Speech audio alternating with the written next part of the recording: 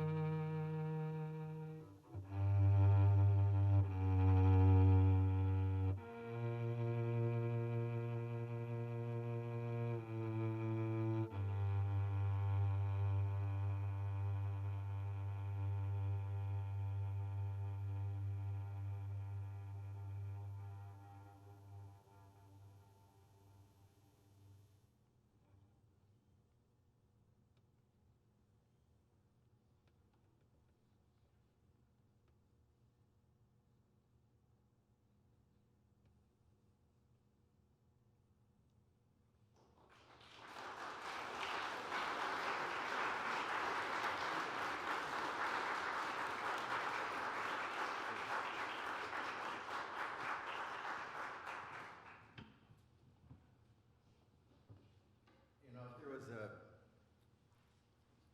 if there was a marathon in music like our Tony Awards, well, the cats know about this. Elliot, for sure, would be the winner every year. I talked to Jamie, you know, about doing this, and you know, what is a classical kind of straight musician? I came into the studios, I knew nothing about it, nothing about these wonderful players, and they're really cool cats. You know, I was a real square, and I knew nothing about it. But there was, at the center of it, there's this man, you know, Elliot Lawrence, and Jamie will attest to this, and Kim will attest to John Beal. Every year I would come in and I would say the same thing. I said, Elliot, he really loves this. He's totally into it all the time, all the way. You know, he's totally with this energy. And I have in my mind one of the most vivid memories is at the end of the show, at the Tony shows, there are several people who might get the award, and so you don't know which one it's going to be. So this is before the push button. You push a button and it goes. This is when we all had to have all the parts on our stands. And so at the end of the show, and I remember this to this day, at the end of the show, Elliot would go, you know, with total joy, with a smile on his face, number three, remember that? Number three, and he did this with, and so for the whole show, from beginning to end, he had this energy and this joy, and I'm not just, it really was, it was just this, it's not just joy, but he was so into the process of what he was doing. He was totally immersed into it. He had no mind for taking a break because he could go forever. If it was up to him, we would never take a break. We would just go through, so, you know, the lovely Kimberly was able to help him with that, but still. But it wasn't because he was inconsiderate, it's because he himself was really totally into it. And so when I felt like I wanted to play something, and so as I was thinking about it, I realized that I should bring this memory of him, and the memory also that beyond this, I'm sure that people that know him better than I didn't really know him that well. Shortly before he passed away, I dialed a wrong number, and it was his number. And I said, who am I talking to? I didn't recognize the voice. And they said, well, this is Elliot Lawrence's line. And they said, who is this? And I said, Eugene Moy. And so he called out my name. He said he's going to call you back. And he did. He called me back, and we had a nice conversation. I wanted to say that at the end of, we'd always, shake hands at the end of a show or something. And a feeling that I got always from him was this feeling of affection. I'm sure many people in the room have this but I got a strong feeling of affection. So I offer this piece. It's a Bach Adagio. It's very, very beautiful. I don't mean it as a really somber piece, but I mean it is pretty somber, and it's. But I mean it remembering that affection and my affection. I'll say it this way. To Elliot.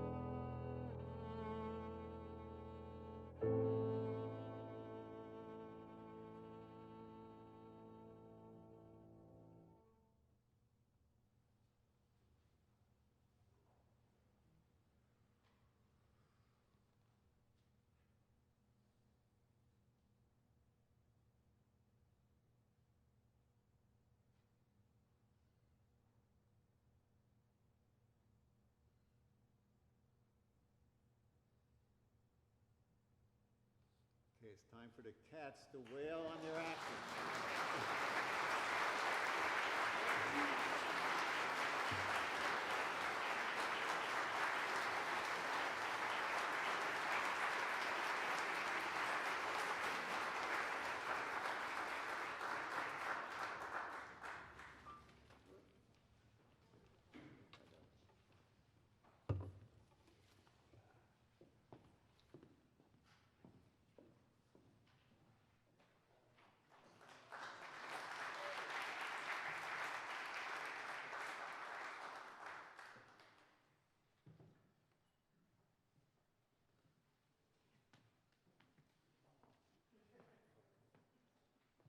Thank you, Oliver. Wow. Oh, thank you for that beautiful performance.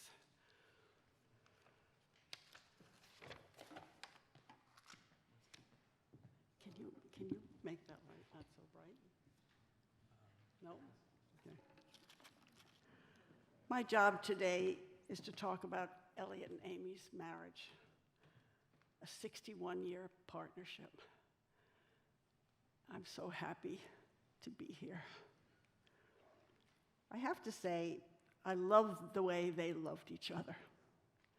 They met in 1956 on a blind date, the band leader with a killer smile and that laugh, wow. And the Wellesley alum, beautiful, brilliant, listening more than she talked. And boom, 3 months later, they were set to get married. But then Amy got mono. Elliot came to the hospital with a recorder and began to teach her how to play it. That was so Elliot. They were both serious people, Amy a bookworm, Elliot absorbed by music, always at the piano. And early in their marriage, he was on the road a lot, while Amy was at home having babies. She once told me that Elliot had it written into his contracts that he'd be allowed to come home for a weekend at least every 2 weeks. Alexandra was born in 1956, Danny in 58, Jamie and Mia afterwards, so I guess that was true.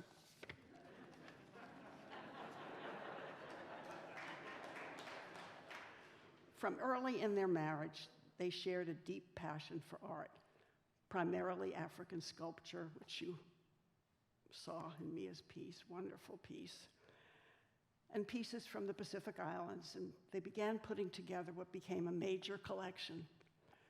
Once at dinner, when Amy was already very ill, Elliot made a point of talking about the magnificent Japanese screen, which you saw. That was Amy's find, he said. She called me from the dealer and said, Elliot, you've got to come down here right away and see this. Amy has always had a great eye, he said, which he did. They were both strong personalities with strong opinions, but they never, it seemed to me, fought to the death. Sometimes when Elliot thought that Amy was getting a little heated, he'd put his arm around her, Amy, darling. Or if they disagreed, he'd kid around. When those big down coats were first in style, Amy told me, Elliot said he'd pay me not to get one. One night, many years ago, finishing dinner pre-theater, Amy couldn't find their tickets in her purse. I thought, uh-oh. But Elliot put his arm around her and said lovingly, that's my Amy. She wasn't scatterbrained. He was just saying, it's okay, don't worry. And they left to go to the box office. Once at Purdy's in the country, Amy and I got back a little late to the house as Elliot waited, pacing. Car loaded and ready to go back to the city. Let's go. And Amy quietly, okay, Elliot, dear, we're here. And she whispered, Elliot has never gotten over the trauma of herding the band onto the bus. She wanted me to understand too. Concerned because Elliot would get anxious about getting to work on time, Amy arranged for a car and driver, Jesus Rojas, so Elliot could relax when he wasn't insisting on the fastest way to go. Also so Elliot. One evening, a man Elliot knew from the ad agency came to dinner, someone who knew that Elliot had traveled with his own band since he was 20, and after meeting our elegant Amy whispered in my ear, "Is this Elliot's first wife?" Once Amy and I were talking about the heroine of a book, and I said, "I wonder what happened to her after." And Amy said, "Lynn, there was no after. She's a fictional character." Her life ended when the book ended. That was so Amy. But now, remembering her and Elliot so vibrant and alive, it's sad to think that for our lives with them, there is no after. I keep hearing them, though. Elliot, dear, Amy, darling.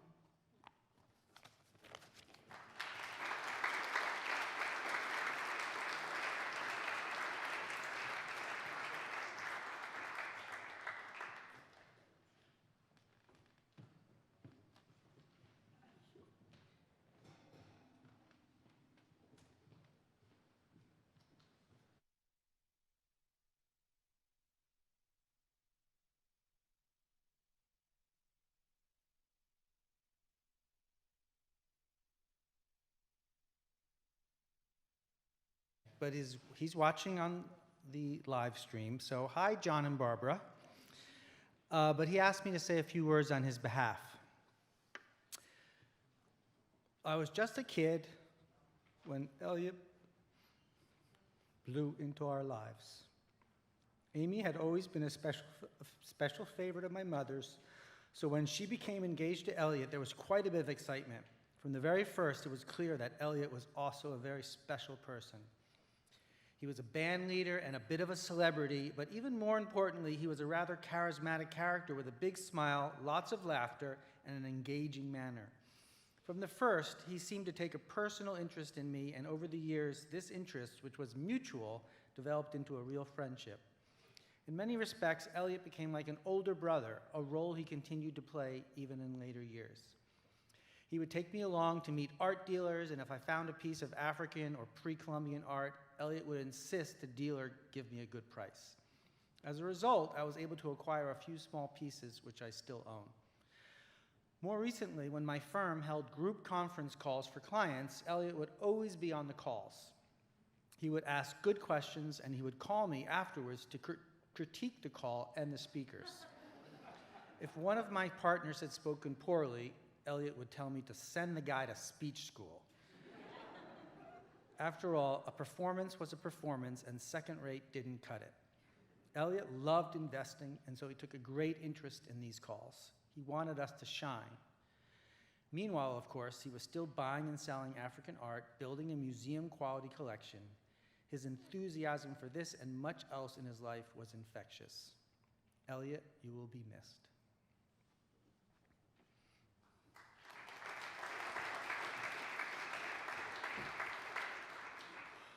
So, here we go. So some of you might know that I like to write silly songs. This may have sprung from growing up going to musicals and listening to the songs Elliot wrote, and many times he wrote lyrics. The lyrics were by Amy.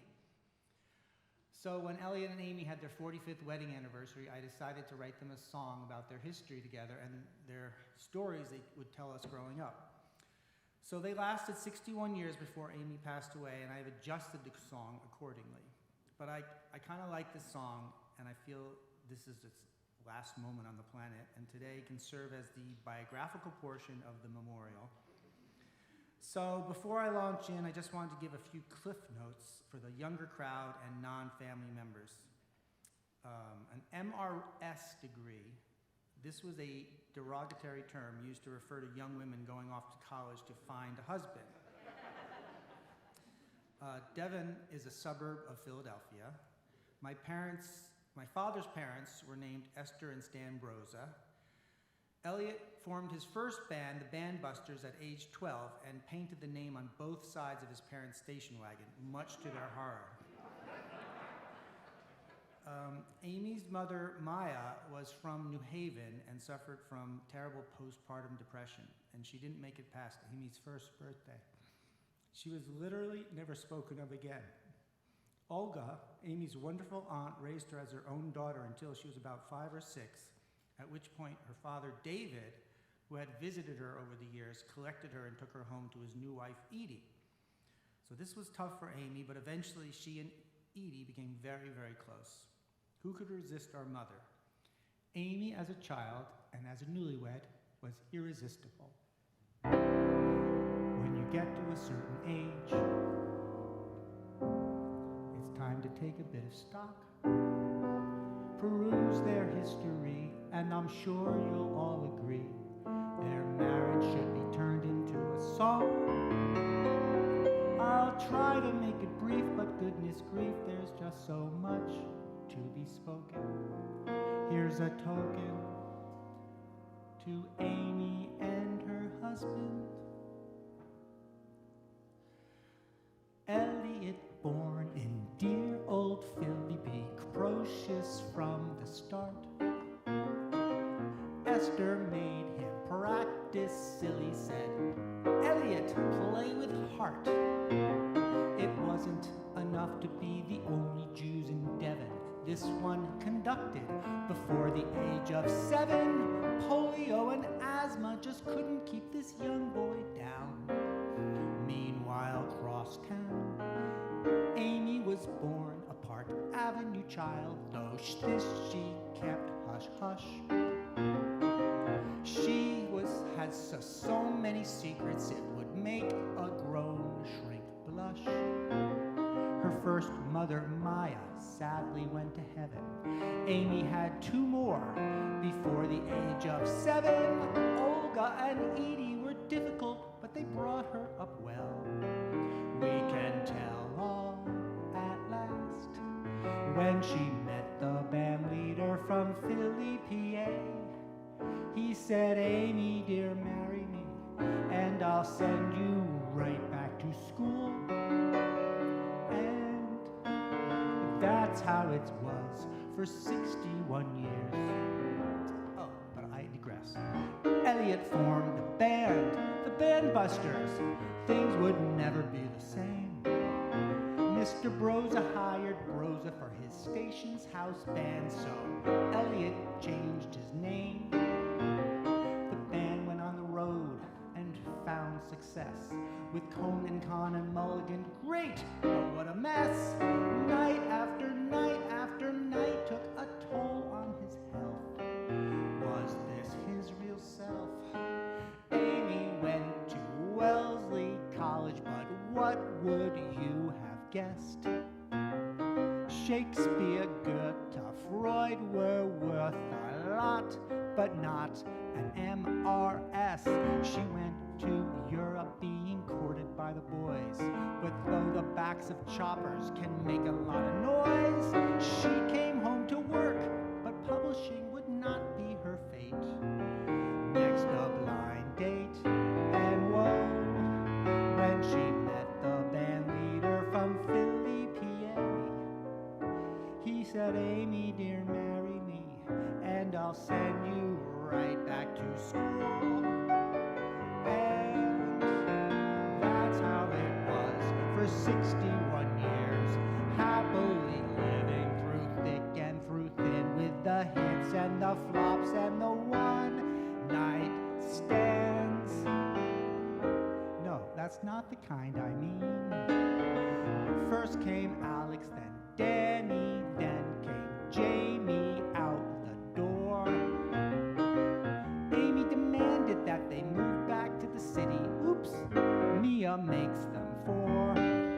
They were complicated years, but that's the way it goes.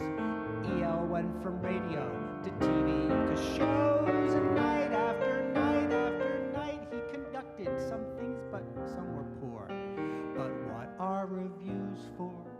Amy got her master's, then a doctoral degree. Then she snatched up an MSW to make it an even 3. She's taught and she's lectured. She's even sold old books. She's run a department while keeping her good looks. And throughout it all, one never knew just what she had done. It's been quite a run since when she met the band leader from Philly, PA. said, Amy, dear, marry me, and I'll send you right back to school. And that's how they were, so fast, it's a blur. Amy says yes, E.L. said no. Amy says wait, E.L. says go. Happily married for 61 years through the scratches and sneezes and bruises and breezes that life's bestowed on them. 65 years, the best of friends.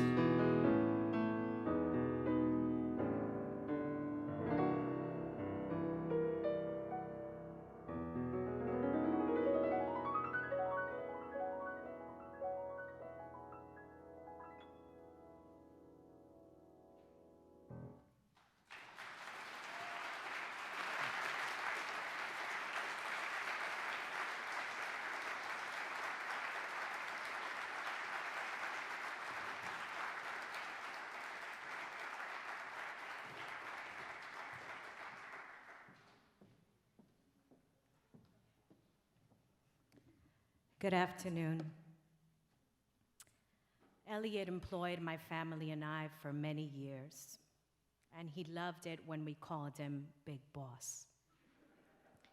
Our mornings would start with going to see him in the room and say, "Good morning, boss, how are you?" And his first remark was, "I'm very hungry." I remember he hired me to work in the office, but one day he said, "There's nobody to help me on the Sunday. Do you think you can come?" I said, "Of course. How hard can this be?" I remember that Mom had told me he likes his cereal with Cheerios, Chex Mix, bananas, raspberries, whatever fruit we have, you throw it in there. Exciting I was because it wasn't going to be a hard breakfast, but out of all days, he decided he wanted scrambled eggs, English muffin, and bacon.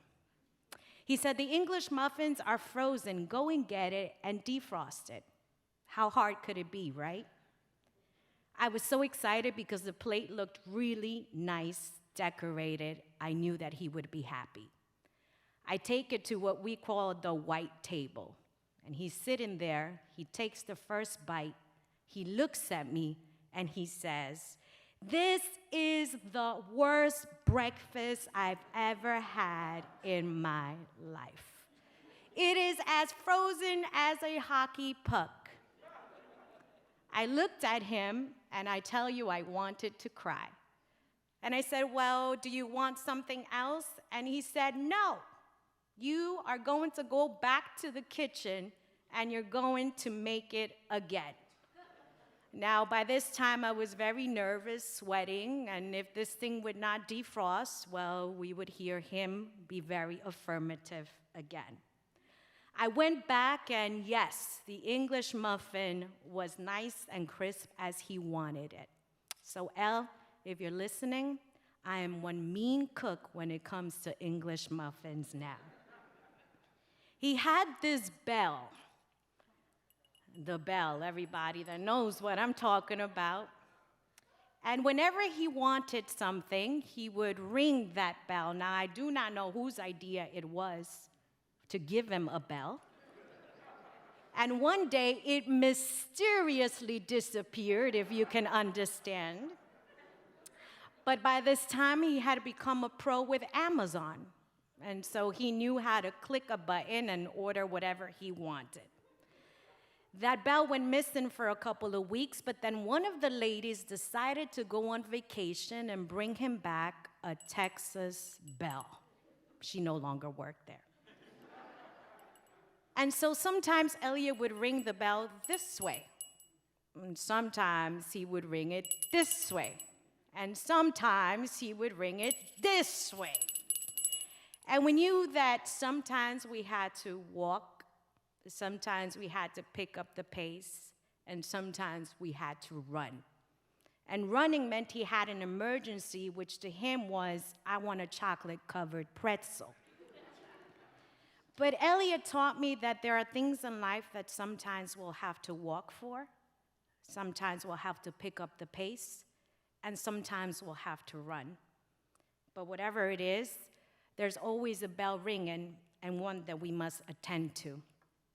I think about what would have been like with Elliot if I would have been in the room with him during his last hours. And perhaps Elliot would have recited what Sinatra once said and sang. And now the end is near, and so I face the final curtain. My friend, I'll say it clear. I'll state my case, of which I'm certain. I've lived a life that's full. I've traveled each and every highway, and more, much more than this, I lived it and did it my way. Thank you.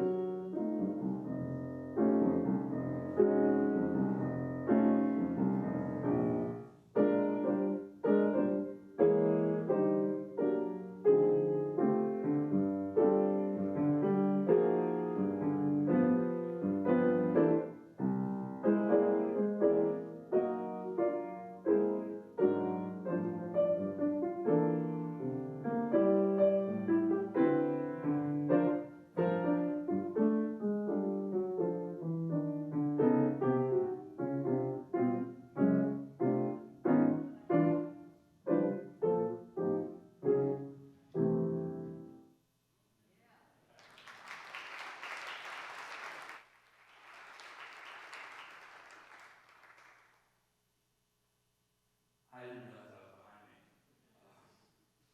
But it has to do with the song I wrote, so it works. Hi, everyone. Thank you for coming. Thank you to Jamie for putting this all together. It's truly beautiful. And seeing everyone here, and I know people have flown in and went through the marathon traffic, makes me think of when I used to go to camp. And Elliot sent me to this camp called Camp Greylock for like 6 years. And at the beginning of every single summer, the camp was run by this like huge military dude. And he would come out every summer like he had been waiting all year and talk about great men and what it meant to be a great man and how important they are in your life and how no one should go without one. And I would sit there every year because I had a little bit of a problem with authority, twiddling my thumbs and throwing spitballs and just ignoring him and rolling my eyes. And then I had the honor and privilege of being in the room right after Elliot had passed. And I sat there, and what was the first thing that popped into my head was this speech that I had heard my entire childhood and never listened to, and something I haven't thought about. And it made me realize how great Elliot was and is, and how much he's touched my life, and I'm sure countless of others. And so I went down to write a song. It took about 2 minutes, because all I had to do was just remember what he was like, which I do every morning anyways. So this is about the greatest man I know.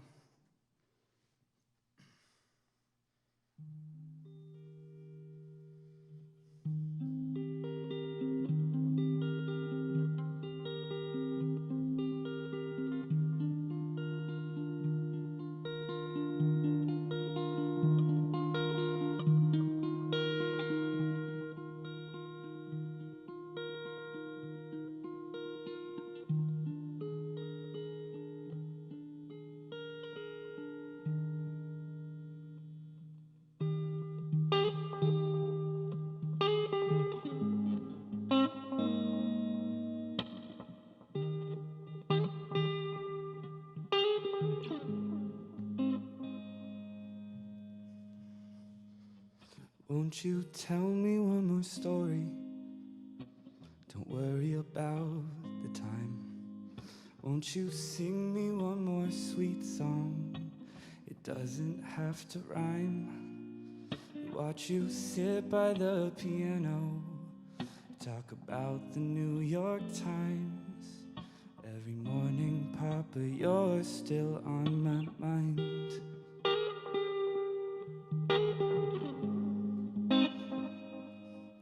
I used to drop what I was doing whenever you would call. Pretend that I was home alone while the party raged on. No more reason to check my mailbox now that you are gone. No more clippings or advice from my grandpa.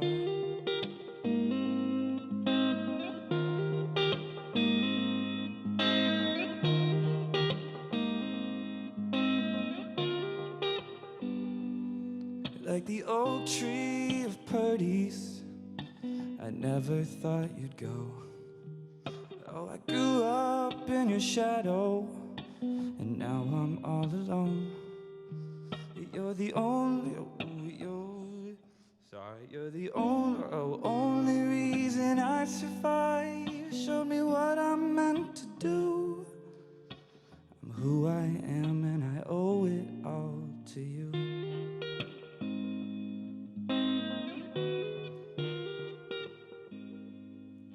Won't you tell me one more story? Don't worry about the time. Won't you sing me one more sweet song? It doesn't have to rhyme. Watch you sit by the piano, talk about the New York Times. Every morning, Papa, you're still on my mind.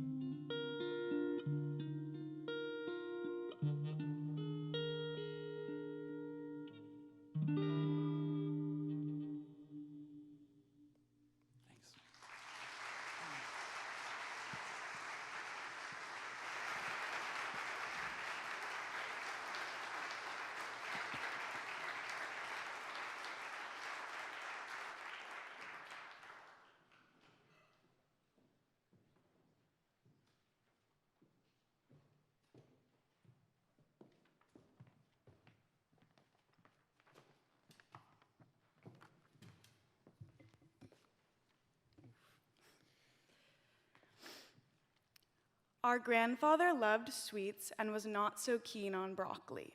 He liked having Malamars in the pantry or a box of chocolate-covered pretzels. As children, my brothers and I could reliably snag a fudge wafer from Elliot and Amy's freezer. It's hard for me to remember younger Elliot and Amy.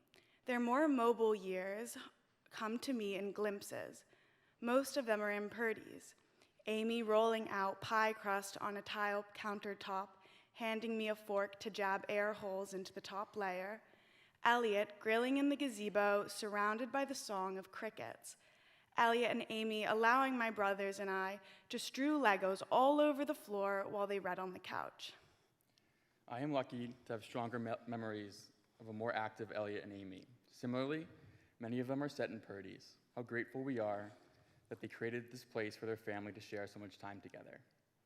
I know it's hard to imagine given his late years spent mostly inside, but Elliot used to come watch his kids play in the pool.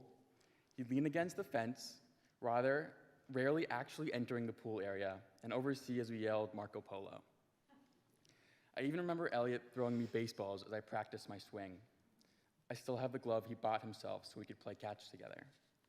Sometimes we would get to have sleepovers at the upper house. My siblings and I would be sprawled out in sleeping bags next to Elliot and Amy as I slept in their rolling bed on the screened deck. A now bewildering thought to imagine Elliot sleeping in a pollen-filled breeze. Elliot and Amy showered us with love and care. They shared what was special to them, whether that be roaming around the orchard or bringing us to the theater. It was an exciting night when you got to dress up and go to Broadway. From playing music, performing in a musical, painting, or throwing clay, Elliot and Amy fostered a love for the arts in us and encouraged our creative pursuits. For us, Papa Amy was one word. They were an unshakable duo exhibiting true partnership. Not many children get to witness such a devoted 60-plus year marriage. As Amy's health declined, Elliot was attentive to her needs and endlessly patient, making sure she received the best care from their wonderful team of helpers. When Amy passed away, I couldn't fathom the pain Elliot must have been experiencing. We wondered how he would go on. Yet Elliot managed to adapt and continue to find joys in life. Elliot is etched into both of our minds, sitting at the round white table in his living room, stacks of magazines and newspapers surrounding him, and an enormous bowl of cereal in front. Upon entering, Elliot would greet us with a smile and a hearty, "Hello, my friend," his hand reaching out for a welcoming squeeze. No matter the season, he would be wearing a jacket. Perpetually cold, he would never open a single window in the house. Unlike Amy, and to my incomprehension, Elliot felt no need to go outside. Although he may have physically stayed within the walls of his apartment, his mind was so strong that it seemed that his life was incredibly expansive. He was often busy pursuing a new piece of art, reviewing his portfolio, and digesting the New York Times from front to back. He had a superhuman ability to remain connected to and engaged with the world around him. There was something deeply reassuring and comforting in the ritual of a visit with Elliot. He would ask about all areas of life. He'd have me run through that semester's best and worst courses, ask about my friends, if I liked my housing, and in his words, if I was going steady with anyone. He wanted to hear about my pursuits and was always ready to celebrate my accomplishments. When we would say goodbye, he would sometimes tear up, telling me that he was proud of me. I think in those times, his mind was on Amy. Even after she passed, he would boast about her graduating summa cum laude from Wellesley. A visit with Elliot was always entertaining. You rarely knew where the conversation would take you. A story about driving through the night with his band to make it to the next gig, putting on the Miss Universe pageant in Vietnam, discussing the latest news headlines, or his most recent African art purchase. He was truly a lifelong learner. Elliot was a loving grandfather, but also a friend and a confidant. It was such a gift to be able to talk to him about work and seek his counsel as I navigated my early 20s. As the only member of the immediate family not in an art-related field, I often felt like the black sheep amongst artists. When I went to work at a bank after graduation, Elliot's enthusiasm was the encouragement I needed to pursue an alternative path. He was so excited to have a banker in the family that he went ahead and purchased stock in the company. And anyone close to Elliot knows how seriously he took his investments. Elliot was terrible on the phone due to his hearing, so when you weren't with him, it was hard to keep in touch. Yet sometimes I would open my mailbox and find an envelope containing a news clipping he wanted me to read. His loved ones were always on his mind. As grandchildren, we got to experience the full extent of Elliot's affection. And while it was incredible to have been adored by him the way we were, it has been equally incredible to witness the love he shared with my dad. They were a team in work, in creating, and in life. It is a relationship that has taught me so much about love, respect, and both of these men. It is a bond we can all wish for in our own lives. Thank you.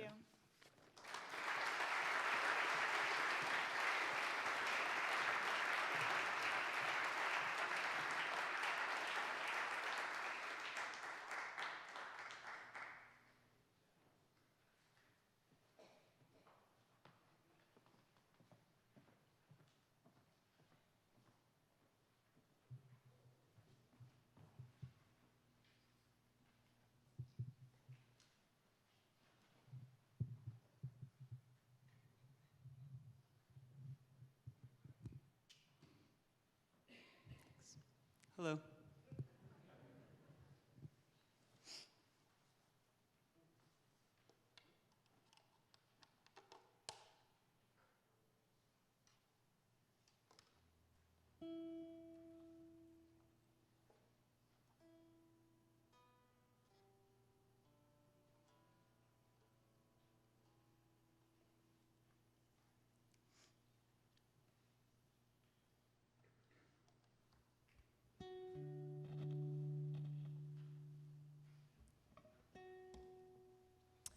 My name's Jack. I'm one of Elliot's grandchildren.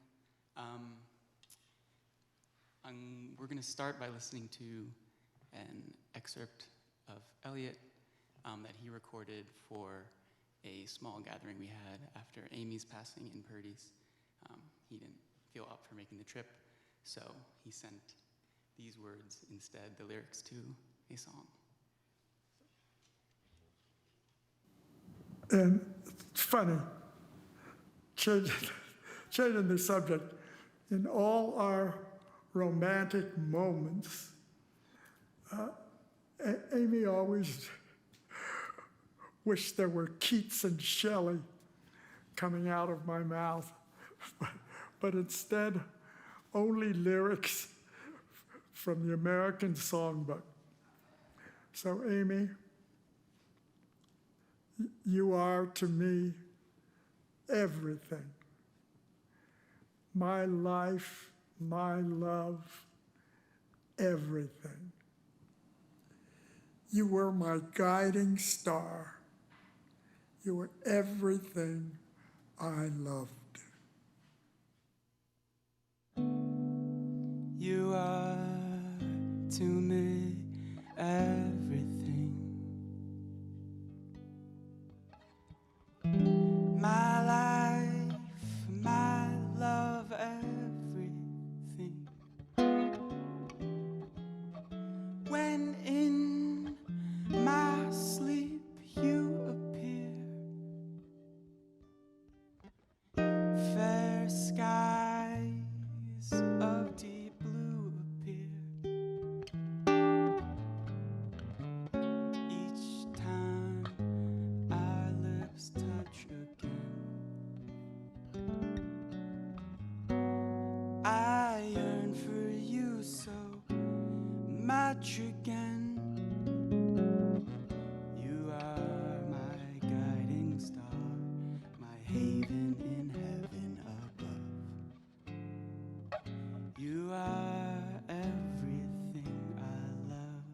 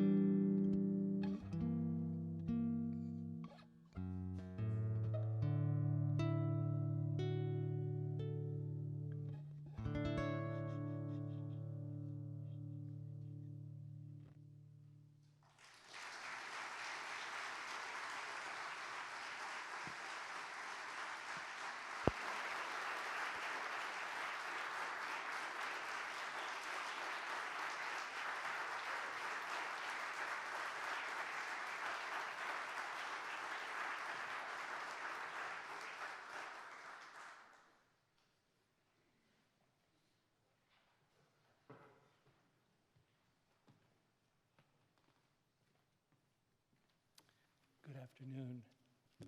My name is Ron Adelman, and I was Amy and Elliot's primary care physician, and it was an immense honor and privilege to take care of each of them. They were both patients who became very close friends. Today, however, my focus is not on Elliot's medical history, but on his involvement in African art.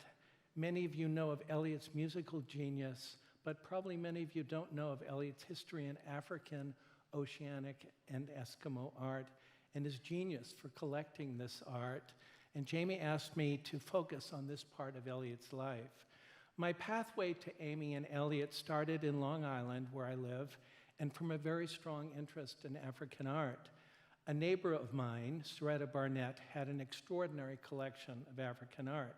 And it turns out Soretta and her deceased husband, Howard, were very close friends of Amy and Elliot's. In fact, Elliot always credited them as their major mentors in African art and felt intense gratitude to each of them.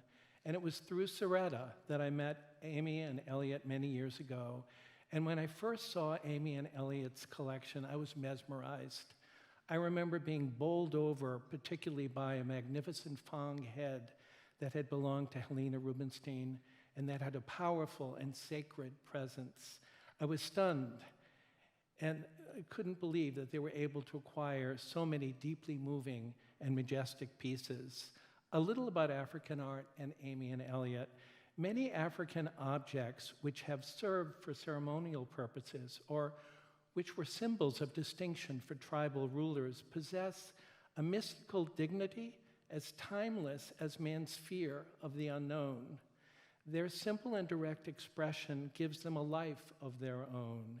And what Elliot and Amy looked for in this art was a certain simplicity and a purity of conception, an aliveness, and the presence in a piece of the dignity and the almost spiritual force which makes one feel that it had actually served in the ceremonial rites for which it was created.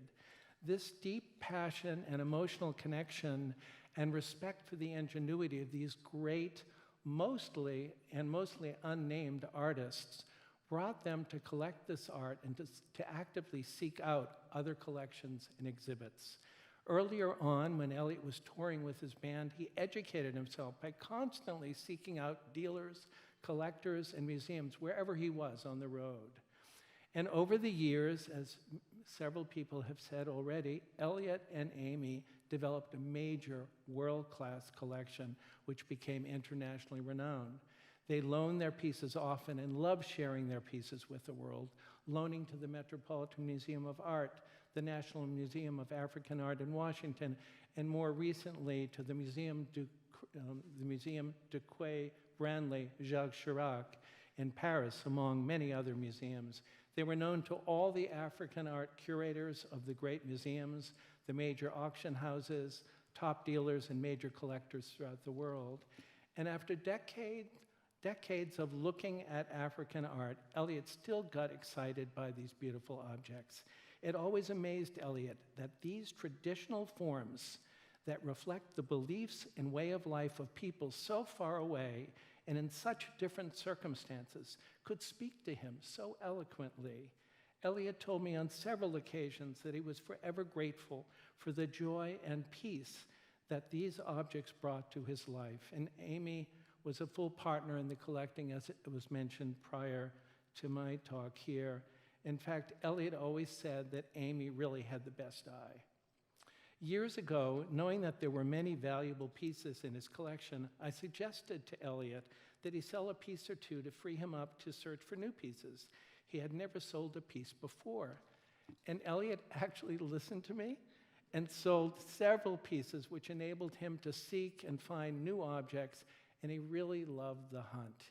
He never lost his passion or his excitement in finding new pieces and in living with them. Elliot's enthusiasm never wavered.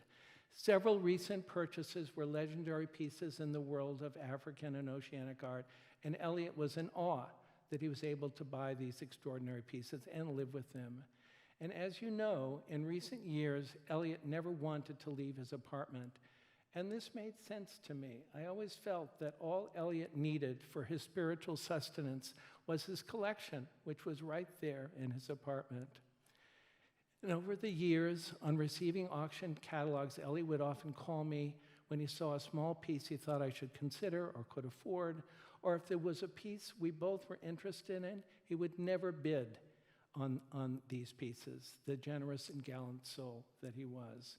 We also shared an interest in the stock market and spoke often between stock tips and African art recommendations, and there was an enormous delight in these conversations. We really understood one another and had fun with each other.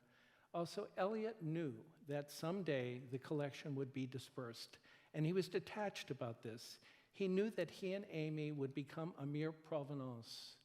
And I know that Elliot hoped that his successors would enjoy the objects as much as he and Amy had. Lastly, the image of Elliot that remains powerfully and indelibly in my mind relates back to a house call I made to Elliot many months ago. When I came into the apartment, he was in the living room, sitting at the piano, much like the film clip showed, and he asked me to sit on the couch in his luminous living room filled with the southern afternoon sun. Elliot began serenading me with a new song he had just composed. It had been a jarring and intense day for me at the hospital, and sitting there amongst the great sculptures and hearing the exquisite music, Elliot had brought peace to me. Indeed, he had healed his weary doctor. Elliot had created a sacred space of luminosity and serenity. Elliot, you were such a magnificent and uniquely gifted human being, and your death has been a seismic loss for the universe and for each of us. So, Elliot, I send you much love. As you would often say at the end of a conversation with a relative or friend, I send you much, much love.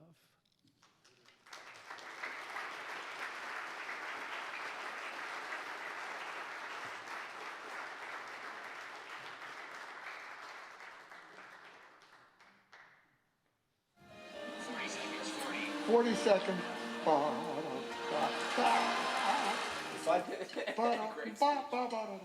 We lost family through this disease. 30 I'm grateful to seconds. My brother and sisters, my partner Brian, for their support. Together we made beautiful music, and I call Daryl my soul filter 20. because everything went right through him. I had a bunch of songs and we weren't getting them covered. My publisher, John Tita, who's here tonight, goes, "What about musicals?" And I went, "What are they?" And he said, "I can get you 20 songs covered 8 times a week." I said, "I'm interested." I'm having a total Sally Field moment here. I don't know what to do. Please welcome a 2-time Emmy-winning choreographer, Paula Abdul.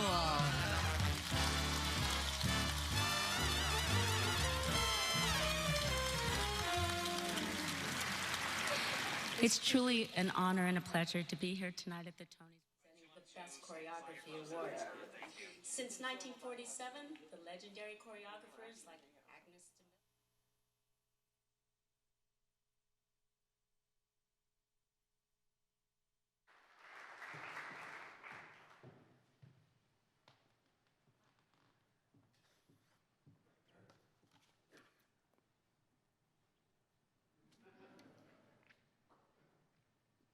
I wasn't assigned anything in particular, which was probably a mistake, Jamie. But of course, the Tonys are a big part of it. First of all, I have to say how amazing and wonderful it is to see this group of musicians and orchestrators and family members and everybody that Elliot loved all in the same room. He would have never let you do this. But nobody would have loved it more, especially all of the music and hearing the kids play and speak. He would have just loved this, so I hope he's enjoying it. Jamie did mention that I was supposed to try to hold it to time, which I'm not very good at. And I have to say I'm a little worried about that because there are a large number of people in this room who are very good at playing people off. They're very skilled in this. And more than a few who are good at actually giving the cue as well. So I feel I probably should stick to time if I can. Elliot was my boss, and then he became my teacher, and then he was my teammate in the business, and a father figure, and a mentor, and later in life, a confidant and a cheerleader. I knew him for about 33 years, which is less than so many of you all here, but he was, with the exception of my mother, probably the most constant person in my life. It is hard to overstate how dumb lucky I was to end up working for Elliot Lawrence. A friend of mine from the University of Miami named Steve Wexler said, there's a guy who's looking for, he's a music director, and he's looking for somebody to help him a few hours a week with his music publishing. And I think he'd like you. And I said, I don't want a day job. I don't want a day job. I'm not interested. He said, no, you don't know who this guy is. He knows everybody. He's involved in everything. Just go meet him. Of course, I ended up working for him. This was in the late 80s when he was at the peak of his career. His offices were in NW Air. He had, it was a time when Air, he was the music director of the agency, so he had AT&T, Reach Out, Duncan Hines, Folgers, all these huge accounts. He was also doing all the scoring for several soap operas, and he was doing most of the TV variety shows in New York, and he had already been doing the Tony Awards for 20 years at that point. He was at the height, and I suddenly had a front row seat. This little girl from Sarasota was seeing really how the music got made. It was pretty amazing. One day, Elliot called me. I had been working for him for a couple of years. He called me into his office, and he said, I think I can teach you the contracting business. I think you would be good at that. I'm a little concerned because the guys are a little rough. Yes, he was talking about you guys. Not all of you. Some of you are not in the room. And I said, well, Elliot, I've been the only girl on the bandstand since I was 16, so if that's your only concern, I think we're going to be able to do this. So that's when my real education in the music business began. And over the next 30 years, I watched and I learned, and I grew into the job that he had envisioned for me. He was a wonderful teacher, and I could fill several books from all of the things that I learned from Elliot.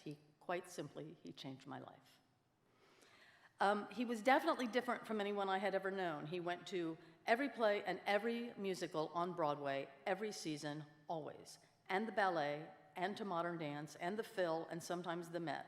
His assistant, Gwen, had a full-time job just keeping his tickets organized. Elliot would give an unflinching review of everything that he saw, and he would sometimes tell me, you know, I think your family would like this, which was code for it's pretty pedestrian and probably best suited for tourists. I tried to take that in, the spirit it was given. He, of course, as everyone has mentioned, read the Times, the Journal, and Variety, and of course, as everyone has spoken of, his world-famous art collection.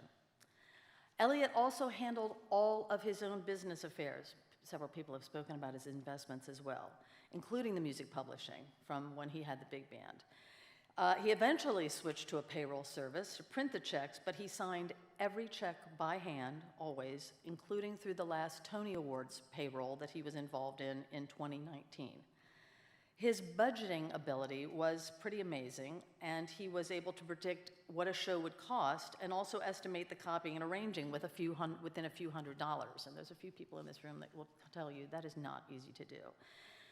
David Goldberg, who's a producer, recently told me a very long story about the 4 days and events and concerts, leading up to that he and Don Mischer produced for Liberty Weekend in 1986. And the upshot of this very long story was that not only was the music wonderful, but that Elliot had budgeted all exactly and came in right on budget. I'm sure Elliot did not long to be remembered for his estimates, but focusing on both the quality of the music and the bottom line was a really important lifelong lesson for me. Elliot loved his family. Oh gosh, how he'd love to see all you kids here today playing. And he loved Amy. When we were working, you could count on Amy to always call just about at the time the band was supposed to be released. Usually that was around 1 o'clock, so we know we'd got a call around 1:15 from Amy. And she always wanted to know if he had ordered lunch, what he had ordered, and she wanted to make sure that it was something healthy. If she wasn't working, she might stop by the studio, and more often than not, they had a call at least every day, and she would stop by fairly frequently. He always made time for her. They had this loving and devoted relationship. We were, however, from time to time instructed to not mention exactly what it was that he had had for lunch. So our little secret. He loved all the shows, but he did especially love the Tony Awards. He conducted the first national broadcast in 1967, and his last show was 2013. The producers and the directors changed, the technology changed, but Elliot had his high standards for every note of music, and that was the constant. A lot of what we still do today when we do the show is based on the framework that Elliot developed, and we still play charts from his library. I'm probably running short on time, but I do have to tell a story, another illness story. I forget which year, but we were recording at Clinton. Elliot clearly had some sort of bug. Every day, he was getting worse. He had a Kleenex, he was sneezing, he was coughing. He absolutely would not go to a doctor, flat out refused. I was scared to death. He existed on a steady diet of chocolate Ensure poured over ice.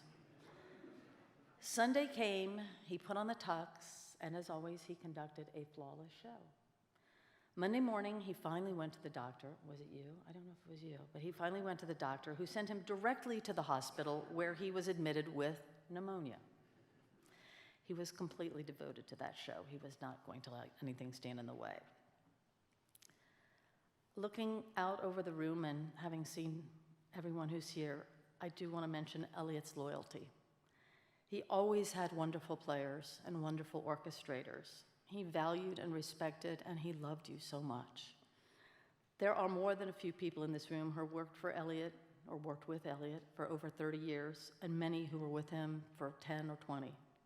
Once you started working for Elliot, you likely stayed a long time. His favorite engineer, Ed Rack, who's sitting right here, worked with him for well over 30 years and is still our recording engineer and our mixer for the Tonys. His wonderful assistant, Gwen, was with him for probably close to 40 years. He kept in touch with all of his friends and his musician friends throughout his long life. He was also very loyal to us on a daily basis. He took responsibility. He never looked for anyone to blame, and he was always generous with sharing the credit. After he retired, he continued to play the piano every day. That is very late in life. He didn't tell me there was going to be all this wonderful footage of him. It's so great to see him. It was not unusual for him to fill me in. He played the piano every day, and he still read, as everyone said, voraciously. It was not unusual for him to call me and fill me in about something he had read in the trades that I might have missed. He would watch all the specials, and when I would visit him, he wanted all the inside scoop. Not the gossip, but he wanted to know what we had spent on the copying and arranging. Always. I could always count on Elliot for good advice, and he also sent me lovely notes and emails that I really cherish. Elliot was truly one of a kind. Being here today is open even more so than even maybe I realized, to see everyone in all the different ways and all the different types of people whose lives he's touched. His legacy is immense. He loved his children, he loves his grandchildren. His compositions, his recordings, his impact on television music, and the many, many people whose lives he enriched. I am so very grateful to him, and I loved him. He was my boss, he was my teacher, my teammate, my mentor, my confidant, my cheerleader. I hope I can live up to his standards, and I miss him very much.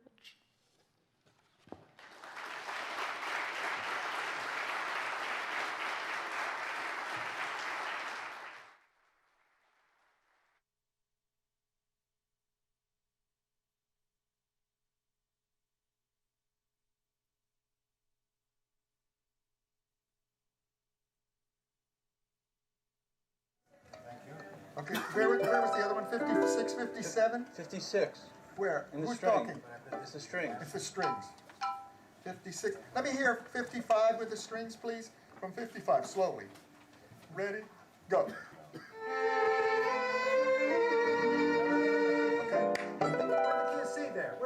C there, that's a B. Okay. There's a B flat. Oh, that's a computer thing. No, that's why. The computer thing. Okay. Okay. I love it. We can now we can blame the computer. 55. 1, 2. Fred, new guy. 2. Let's do this. Done. Beautiful writers. Another masterpiece. You don't hear some of the stuff I've been playing yesterday.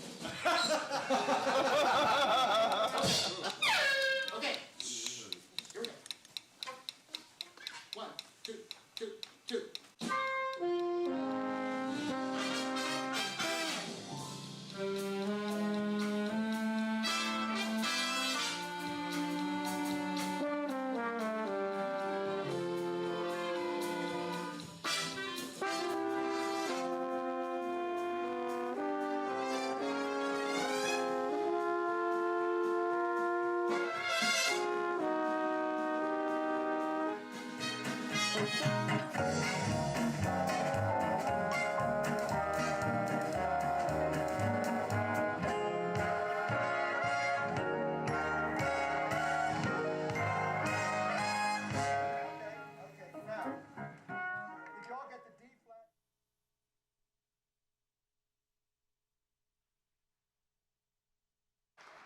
All right, we got to move this thing along.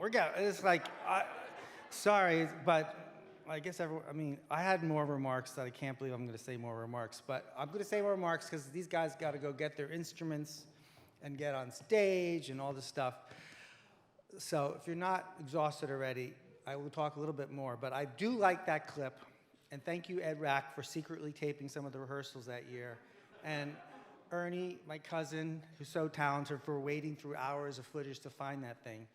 And I love that clip because this is exactly what Elliot was like in the studio. He was all business, but he kept it light. He loved great writing for the band, and this was his happy place. And as he jokes about in this clip, if he didn't like an orchestration, he got into a foul mood and would go home angry and take a nap. He took poor orchestration as a personal affront. The day before he died, I went into the hospital to visit, and I said, "Hey, Pop, what's up?" And he's lying there quietly, and he's having trouble breathing. And he says, "I'm trying to think of a name. K. What's his name?" And I said, "Wait, you mean Hershey K? Dad, why are you thinking of him? You didn't even like his writing very much." He's like, "I'm lying here going through all the orchestrators I've worked with during my life." And there you go. I mean, this is true. He thought about orchestrations a lot, and he loved the great writers. He loved Jonathan Tunick, who I think is here today, and he kindly wrote the arrangement that we're going to play later. He loved Al Cohn and Jerry Mulligan, both of whom you're going to hear later, and Tiny Khan and Ralph Burns and Eddie Sauter and Tori Zito. And when you're a band leader and your sidemen are coming and going like they did in those days, the essence of your artistry is in the greatness of your arrangements. And by the way, Elliot was a heck of an arranger and orchestrator himself. As a boy, I went to the recording studio with him every day for a couple of summers. My mom would pack me a bologna sandwich, plain on a white roll with nothing on it, and I would sit silently next to the drummer, Don Lamond, or the bass player, Milt Hinton. My first recording session professionally was on a day when Elliot had to play a piece on the Hammond organ and he couldn't play the pedals. So he taught me what notes to press, and the 8-year-old me climbed underneath the organ and played the notes with my hands while Elliot played the keyboard. And yep, that was a super exciting day. So I was fortunate as a youngster that I got to spend a lot of time with him. He and I had a very easy relationship. And one thing I noticed very early on was that Elliot treated everyone exactly the same way, from our cab driver to whatever star he had conducted for that day, be it Fred Astaire or Barbra Streisand. It was a lesson I internalized and greatly admired in him. As an aside, I started calling him Elliot after high school when I began doing sessions for him, and it was awkward to yell "Pop" when I was talking to him in the control room. So I started calling him Elliot, and the insouciant Alan Rubin, the great trumpeter, yelled out one day, "Just call him Dad," and the whole studio cracked up. Of course, Elliot could be difficult once home.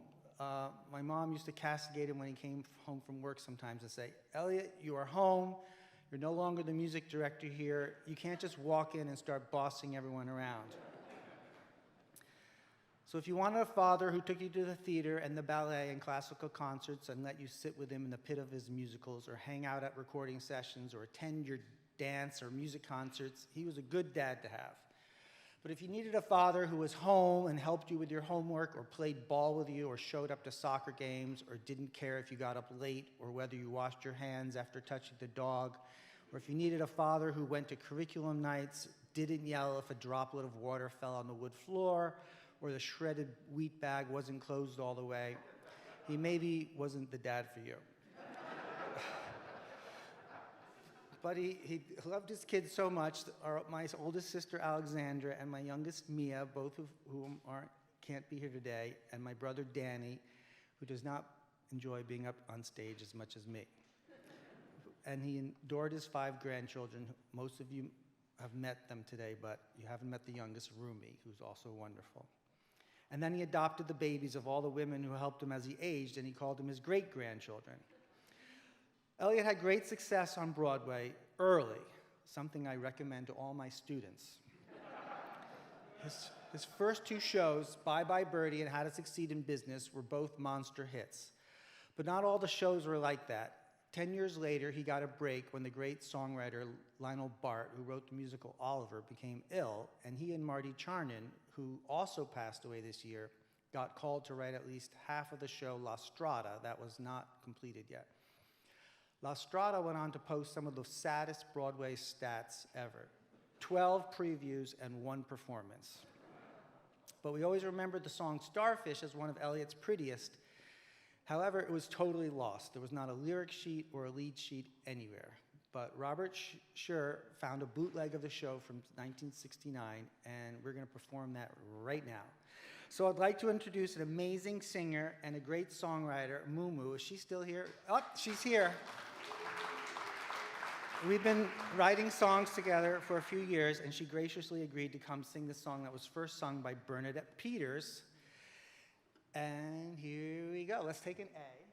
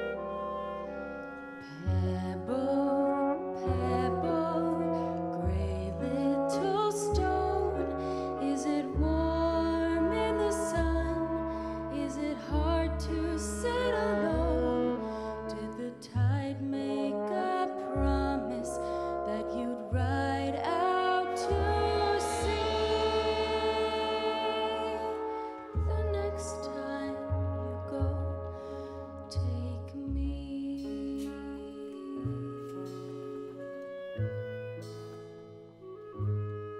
Take me.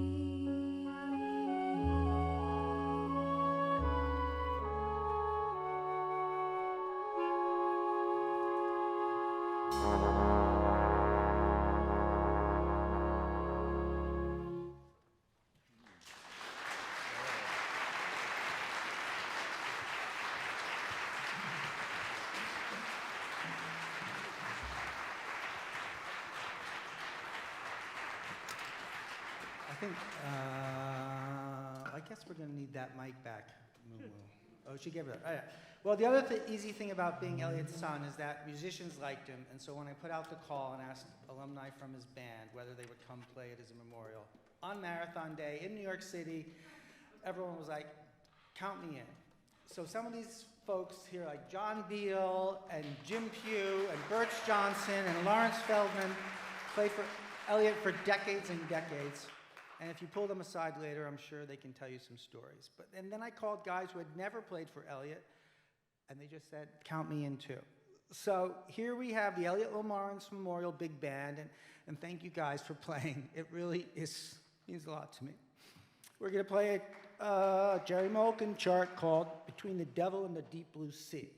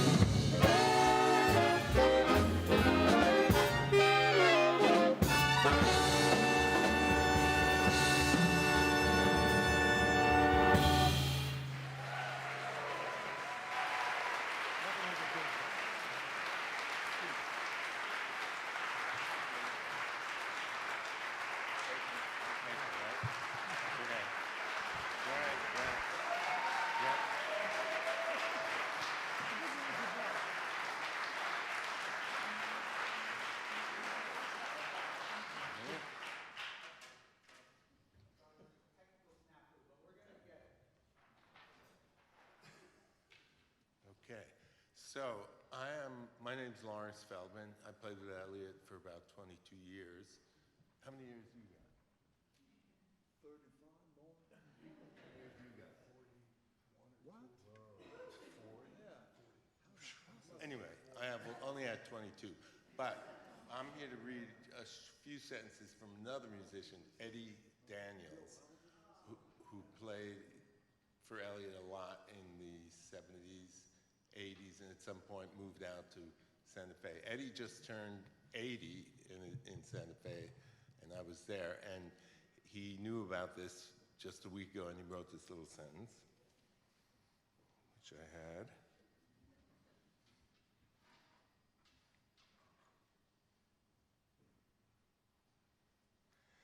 Elliot, what a sweet man. I always looked forward to the sessions we did, whether it was the Tony Awards or the Miss America pageant, because of the tone he set. Very calm, ultimate respect for the guys in the band, and a sense of humor, and a very dedicated focus on the job at hand, which in the case of the Tonys was no easy task. I never saw him angry, and I know he loved all of it, especially bringing in arrangers on the level of Al Cohen to do this commercial stuff, and who was probably playing at the half note on the same night, or on the same weekend. Elliot always chose the best players, and he knew that everyone in the band could play an improvised solo in any genre if needed be. So it was all fun. Fun for the band, fun for Elliot himself, and even for the stars of the hit Broadway shows at the time. Elliot was a gem. I miss him. Eddie Daniels.